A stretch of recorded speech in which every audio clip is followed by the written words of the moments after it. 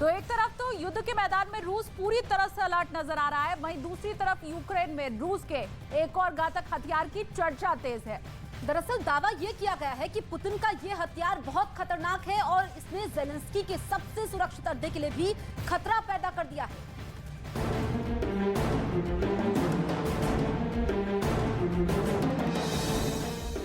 खबर ने पुतिन को 440 वोल्ट का शॉक दिया है और पूरा रूस का सिक्योरिटी महकमा इस खबर से पूरी तरह हिल चुका है। यूक्रेन में रूस की फौज के साथ लड़ रहे वैगनर ग्रुप के कमांडर ने नॉर्वे में शरण मांगी है।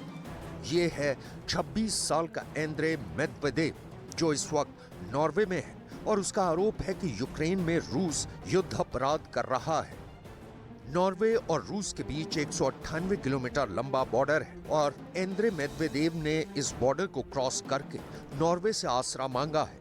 जाहिर है ये बात पुतिन को पसंद नहीं आएगी और पुतिन के खुफिया सिक्योरिटी एजेंसी अब एंद्रे मेदवेदेव की दुश्मन बन जाएगी, इसमें कोई शक नहीं होना चाहिए। एंद्रे मेदवेदेव रूस का एक पूर्व सैनिक है।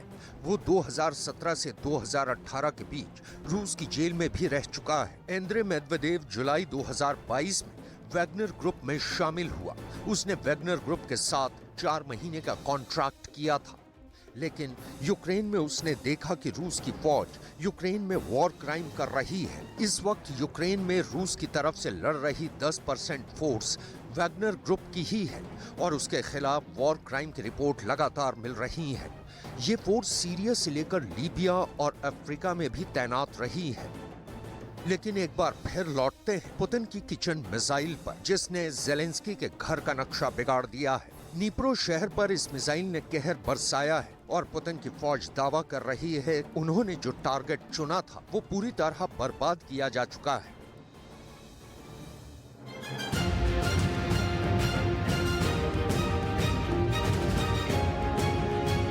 इससे पहले पुतिन ने ये यूक्रेन के शहर क्रमनचुक पर इस मिसाइल का जब इस्तेमाल किया था तब पूरी दुनिया ने रूस को घेर लिया था। इस हमले की दिल दहला देने वाली तस्वीरें आई। इस शहर के लोगों को यकीन नहीं हुआ था कि पुतिन की आग उन पर भी बरसेगी। क्रेमेचक के मॉल की तरह नीप्रो पर भी इस बड़ी मिसाइल से हमला हुआ और पूरी इमारत ढह गई।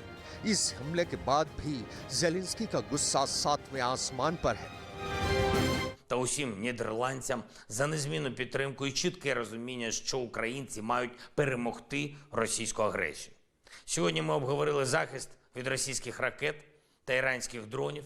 Робимо все, щоб максимально посилити нашу.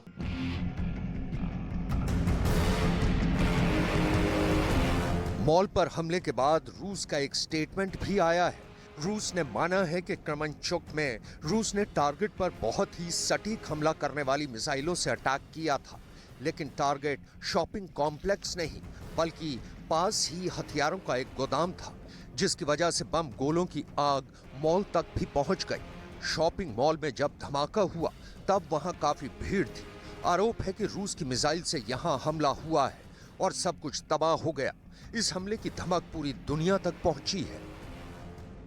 क्रमनचुक की तरह नीप्रो शहर भी नीप्रो नाम की नदी के किनारे बसा हुआ है। दोनों के बीच फासला करीब 150 किलोमीटर का है। ऐसे सेंटर को टारगेट करने का मतलब है कि पुतिन डॉनबास से आगे बढ़कर जेलेंस्की की राजधानी को घेरने की तैयारी में है और इसके लिए वो नीप्रो नदी के आसपास जेलेंस्की के मोर्चे को कमजोर करना चाहते हैं।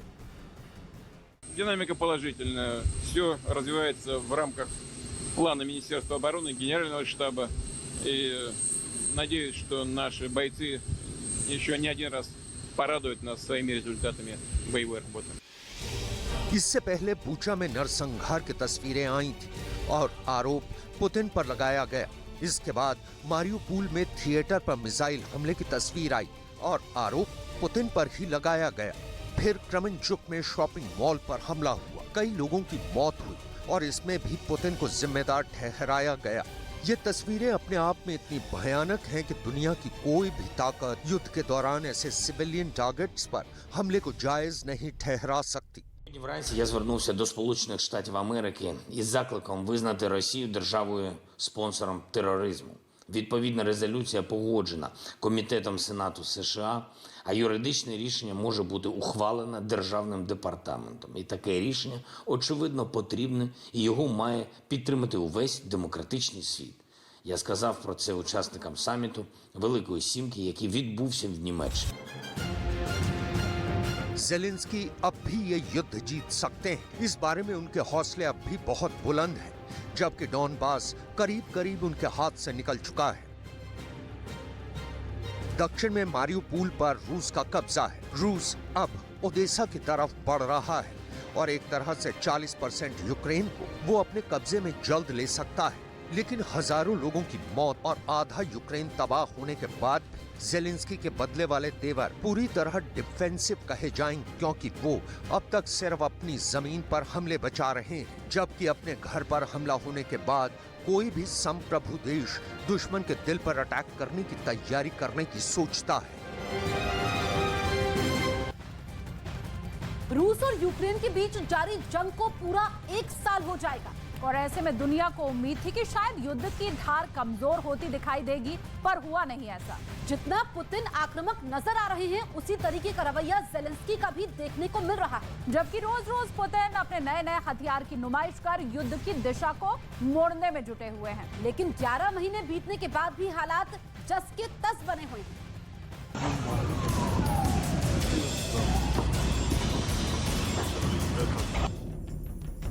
सवाल है कि क्या जेलेंस्की इसका बदला पुतिन से लेंगे?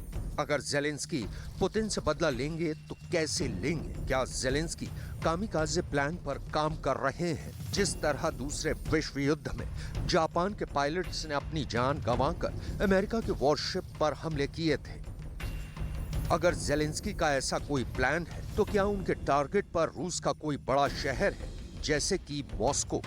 लेकिन अपने ऊपर थोपी जंग को लेकर जेलेंस्की का रवैया अब भी आक्रामक कम नजर आता है। नीप्रो पर पुतिन की मिसाइल बनकर आए तूफान ने सब कुछ खत्म कर दिया और जेलेंस्की अब भी पुतिन की मिसाइल गिनने में लगे हुए हैं। जेलेंस्की की बातों से एक बात तो साफ है कि वो कीव में अपने बंकर में बैठकर रूस की बमबारी का सिर्फ आंकलन कर रहे हैं। वो रूस की मिसाइल हमलों को लेकर आक्रामक हैं, लेकिन सिर्फ अपनी वीडियो वाली स्टेटमेंट में ही उनका गुस्सा झलकता है और इससे पुतिन को अब तक कोई फर्क नहीं पड़ता दिखाई देता। देखा जाए तो पुतिन के इस युद्ध को रोकने में जेलेंस्की तो फेल हुए ही, साथ में उनका सबसे बड़ा दोस्त अमेरिका भी पीछे हट गया। नेटो तो पहले से ही पुतिन से घबराया हुआ है। जबकि यूक्रेन में युद्ध को लेकर पूरे पश्चिमी हलके में पुतिन की आलोचना हो रही है। पुतिन के फैसलों को आड़े हाथों लिया जा रहा है। अब जेलेंस्की चाहते हैं कि वो संयुक्त राष्ट्र के मंच पर जाकर पुतिन को घेरे और इसके लिए उन्होंने 24 फरवरी की तारीख तय की है, यानी वो दिन जब यूक्रेन पर पुतिन के हमले का 1 साल पूरा हो जाएगा। Both of the resolutions are the priorities for the Ukrainian delegation in the United Nations. We are trying to coordinate around the vision of Ukraine, our partners. We will see what will be the result, but obviously both of the resolutions will be submitted for the consideration, and I hope that we will have strong support for both of the resolutions with the help of our partners. कुल मिलाकर Ukraine में रूस का special operation रोकने की तमाम कोशिश जमीन पर नहीं बल्कि मीटिंग रूम्स, कंट्रोल रूम और G7 जैसे मंचों पर हो रही है, जहां अमेरिका से लेकर ब्रिटेन, कनाडा और जर्मनी इस युद्ध को लेकर पुतिन पर मजाक बनाना तो जानते हैं, लेकिन जेलेंस्की का साथ देने के नाम पर कुछ चुनिंदा हथियार देने के अलावा कुछ नहीं कर पा रहे हैं।